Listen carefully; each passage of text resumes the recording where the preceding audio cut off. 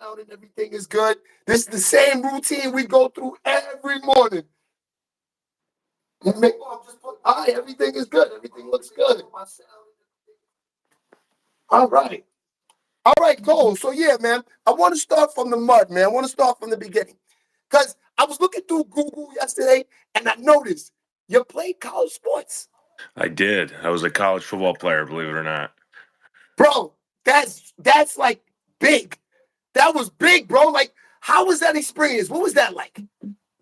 Well, it was basically what I did my entire life. I was a quarterback up until I was about 24 years old. So I was doing that, kind of, devoting all my time and energy to that. And I was actually the backup in college. So that gave me a little more time to kind of fuck around and goof off. And I'm like, hey, I actually like doing this stuff. This is fun. So, Right. and it's all the same type of stuff. You know what I mean? All the, you put time in, you see yourself get better, you're consistent. It's literally exactly the same. So it was an easy transition. Mhm. And I come from a entertainment family. My dad is actually a writer. So that it was just a natural kind of transition. I come from a entertainment family. My dad is actually a writer. So wait, hold on. So wait, you played quarterback in college?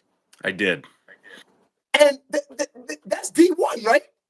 Yeah, I played at Abilene Christian, which is a small D1 FCS. No, but it's not small because I gamble a lot. I know about that school. Okay. They play TCU. They play Texas. That school is like sacrificial lambs in the beginning of the year. Am I right or wrong? Exactly. They play all the killers. We get led to slaughter. Yo, bro, every year I see you guys pop up on the lines, and I'm like, yo, who are these dudes? Who are these dudes? But they are playing the biggest schools in the year. Bro, so you must have been really a beast in high school. Yeah, I was kind of under-recruited in high school. I went to a Division II at a high school, then I went to a junior college, and played really well at the JC, and ended up getting a scholarship to this place, which is, I wanted to play D1. Everybody, wants to. You have that dream when you start when you're a little kid, so that was always what I wanted to do. So it ended up working out for me, which was nice. That's a fact. That's a fact. Nah, man, congrats, man. I know a lot of people that, that take the stuff serious, and they don't get to go D1. I know people that work out all day long and want to, they want to go to the next level. They want to go to the league, and they don't get a chance to do these things. So, that's big, man. They actually play D1 football. Did you was trying to play it at the next level, or it was just go to school, see what it is, and whatever? No, I was trying to play as high as I could. Unfortunately, a 5'11" slow white quarterback is a little tough to get into the NFL. But yeah, the goal was always the NFL for me. So I guess this is the next best thing, telling jokes on stage and on Instagram. Right. Well, you got some people up in there. They saying hi, Kaden. Shout out to Nisha. What's going on, Nish? The moderator's in the building. She's up. That's a fact. All right, man. So let's start from here, man. Let's start from here.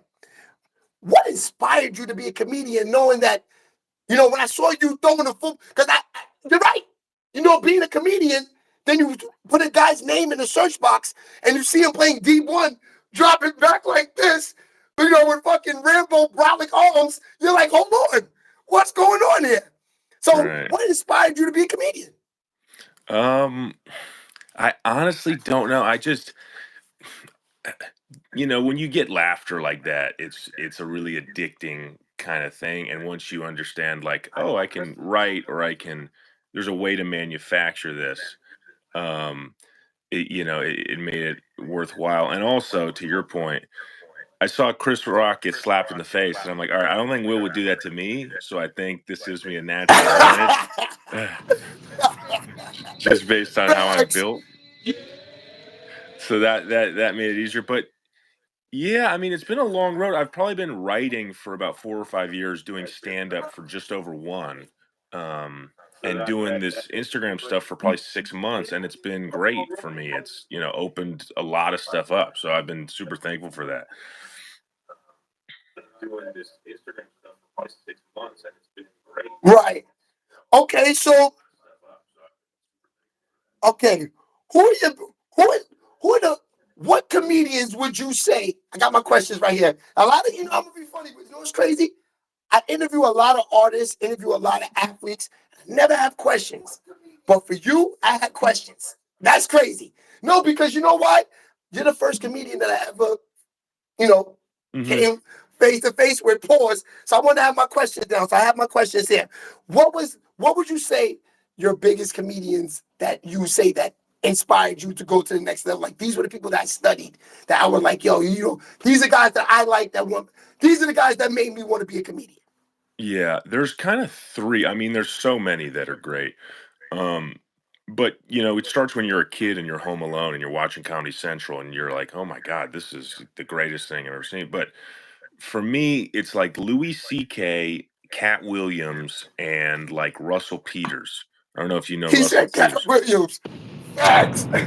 No, and the thing that's weird is everybody's talking about Cat Williams now, but the truth is he's always been one of the most brilliant comedians of all time for years and years and years.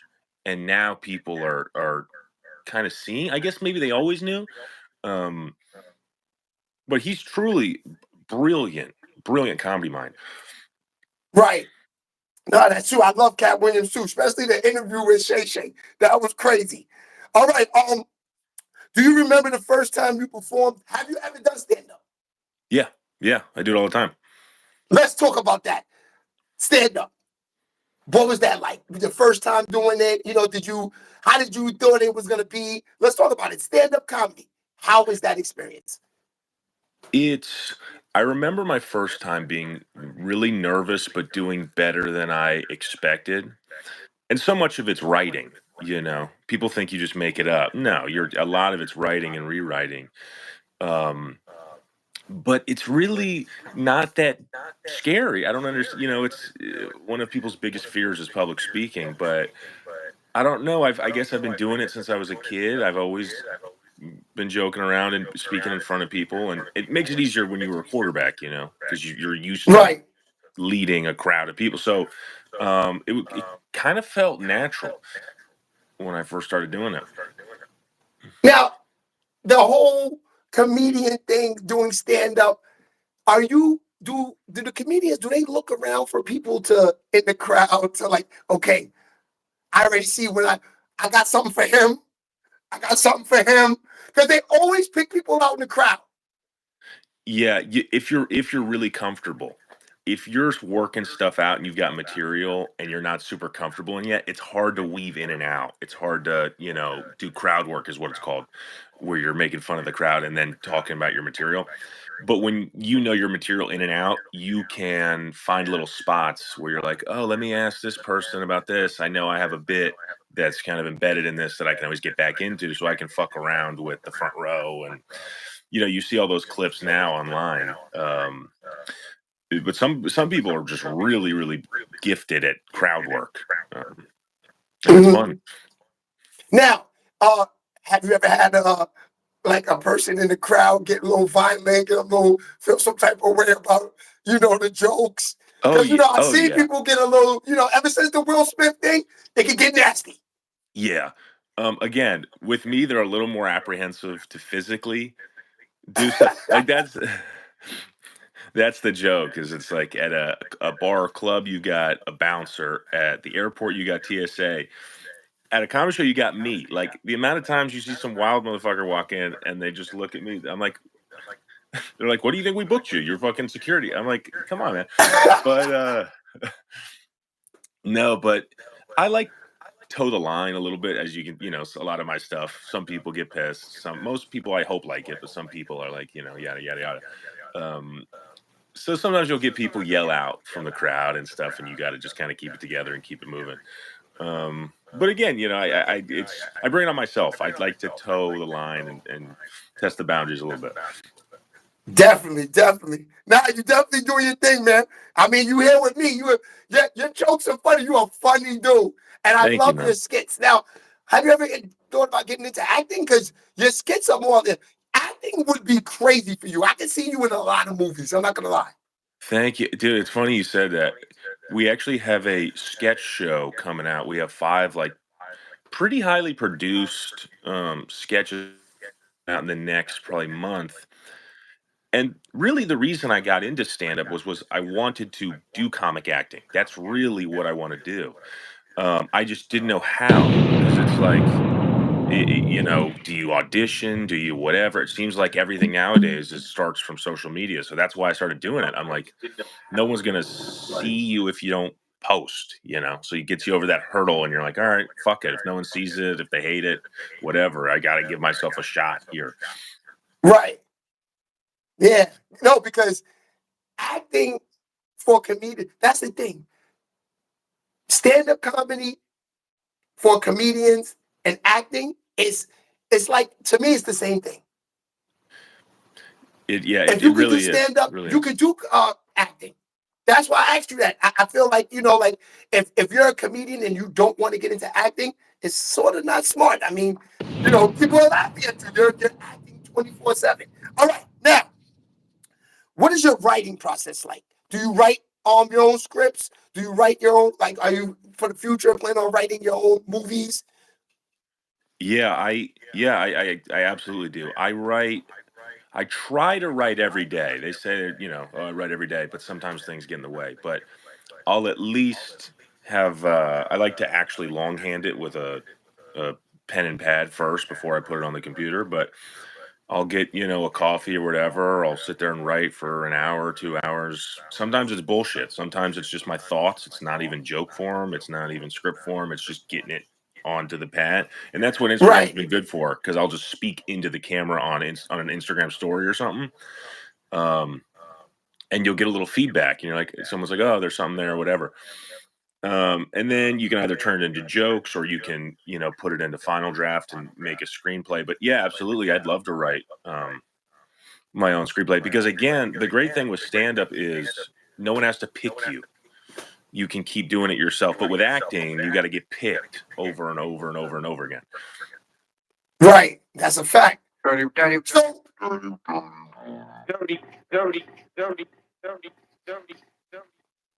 now, how much is your, this is a question I had to ask. How much is your skits, would you say, are like acting opposed to being really you? Or would you say like 90% of it is acting, 10% is you? I think it's like 110% me. So it's like me, and you just turn up the notch a little bit and exaggerate just a little bit. But I like that. yeah, that's what's funny though. Like a lot of these comedians, they're very different on stage than they are in real life. But I would almost argue they're more themselves on stage because they have the floor and they can literally say the things that are on their mind. That's a fact.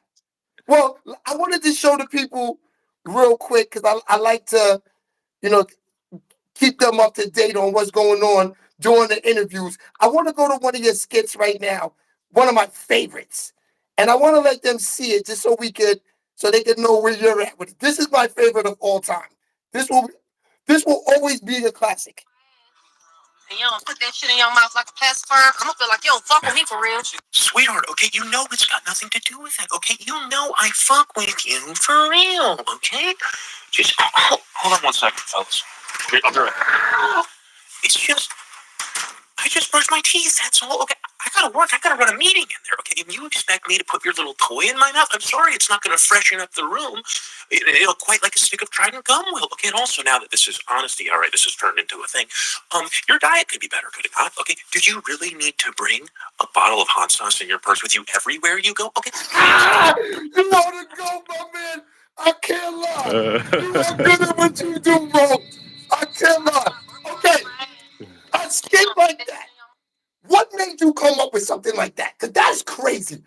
Especially, what makes, so I definitely want to hear your answer. Sorry to cut you off, but what makes that skit so unique for guys like me, honestly, is the fact that you have the humor to do, like, the whole, honey, hold on. Like, because that's what we want to say. Right. That's what we want to say. We see all that on the gram. We see all this on the gram. 100%. What makes you come up with this? I was scrolling on Instagram on my car, and my Instagram Explorer page, I got to be honest, it's wild in there. I got to fix it. I don't know what's going on, but I'm just scrolling, and I saw that video. I go, "This is the most insane thing I've ever seen in my life," and I don't know why. It just. Sometimes you can't necessarily explain it. I just saw it in my head. I'm like, what if she had this like corny white boyfriend who has to like put up with this all the time, and but like he still keeps it together. So I was just I never thought it would get big like that. I thought it would just be like some stupid little thing that I No, did. bro. No, bro. And this You are on to something. I'm telling you that now. and I remember the second I did it, like a couple minutes later, I had friends text me. They go, "Hey, this is going to go viral." I'm like, "What are you even talking about?" I didn't understand really how like the internet worked or any of that shit. And they're like, "No, no, no, no, this shit's going to go." And sure enough, it just. And I was like, "Oh my god!" And to this day, for whatever reason, most of my followers are black women. They just they love that video for some reason. Hey, nothing wrong with